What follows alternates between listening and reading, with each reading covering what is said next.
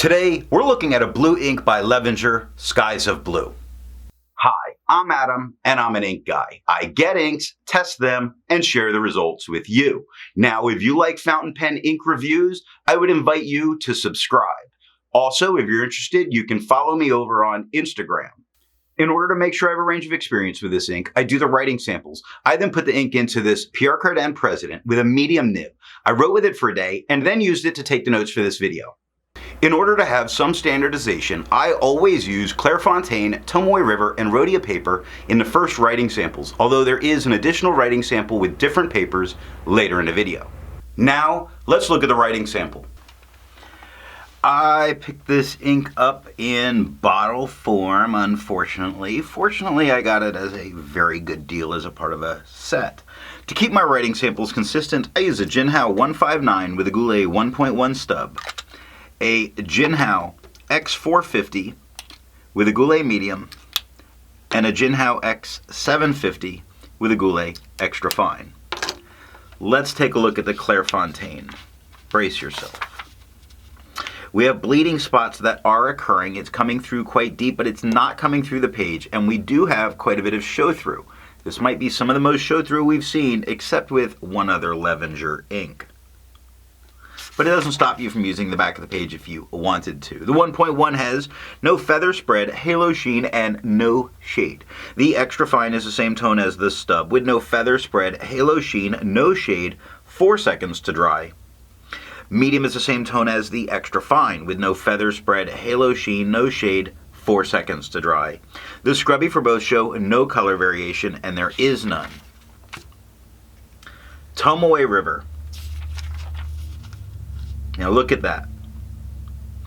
Look at what's going on up here with the extra fine. It's not so much with the medium, but there is definite bleed very far into this paper, not through the paper.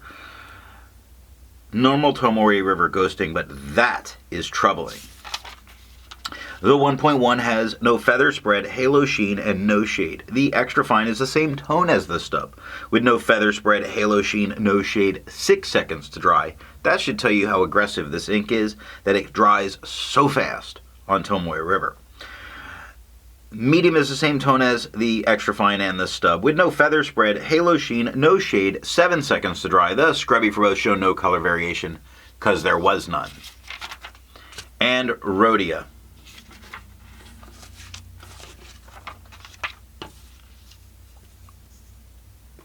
So, the 1.1 does have some spots where it's bleeding quite deep into the page, not through the page. The same thing in some areas of the extra fine. Even the medium's getting in quite deep, but look at how much show-through is going on, how much ghosting on Rhodia paper. It very likely could stop you from wanting to use the back of the page. The 1.1 has no feather spread, halo sheen, and no shade. The extra fine is the same tone as the stub, with no feather spread, halo sheen, no shade, 4 seconds to dry. Medium is the same tone as the extra fine and the stub, with no feather spread, halo sheen, no shade, and 5 seconds to dry. The scrubby for both show no color variation. We didn't get it in the writing. I agree with Vita that I've learned a lot by doing multiple chromatographies. The one on the left is done the way it's supposed to be done. I put a line of ink down and immediately put it into water for 10 to 15 seconds. And we see a very nice turquoise at the bottom that's working its way up to a very bright blue across the top. Now the one on the right I let dry for 10 minutes before I dunk it into water. And that turquoise is really staying at the bottom, forming its own line. There's a water separation that's going on. That's that white area that you see going on between the turquoise and that blue. And that's just showing that what we've got is two very different reacting inks to this water. And one will likely be more permanent and the other one not. Resistance tests are done to see how well this ink can be expected to perform on the page, and more importantly, how hard it may be to clean from your pen. I let the smear dry for 3 days before testing it. Looking at the highlighter, this is a perfectly safe ink to use in a note-taking situation because it's really unaffected by that being re-highlighted. Now that shows when you go look at what happens with water. Water is lifting all of the blue, or most of the blue, not the turquoise, and it still has some of the blue left in there. Water was not enough to get this out of my pen. Now, Pen Flush is completely removing the blue, and it's starting to break down that turquoise that was at the bottom. It's really given a little bit more time, all that you would need, and it is all that I needed to get it out of my pen. The 1/3 bleach solution is really interesting because that turquoise that was there in the second chromatography was a little blue leaning, but what's left here is very green leaning. Now, 1/3 bleach solution did not completely remove it from the paper. I didn't need it, but I just think the response of what's there is quite interesting. As far as viscosity or flow, for the inks I've tested, I've found an average viscosity of 2.5, with the realm of normal being from 2.1 to 2.9. Levenger Skies of Blue has a viscosity of 1.99, making this a wet ink. To find my average dry times, I use my writing samples. Now, for the inks I've tested, I found an average dry time of 17 seconds, with the realm of normal being from 13 to 21 seconds. Levenger Skies of Blue has an average dry time of 5 seconds, making this a very fast drying ink.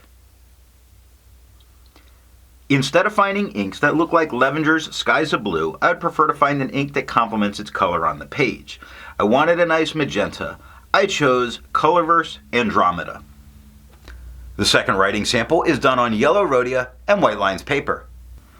Here we're looking at yellow Rhodia paper, not to see any performance change, but more to see any kind of tone change that we might go through. And this is partly a result of what went on with the bleach that I thought it would be very interesting. So when we're looking at it, we do see that the tone of blue that we get does lighten up, but that's about it. It does remain a very blue even on this yellow paper. Now, white lines paper. Yes, bleeding. The whole way through. Lots of it. It doesn't touch the page underneath. You just can't use the back of this paper for the amount of bleed in that creates an extreme amount of ghosting.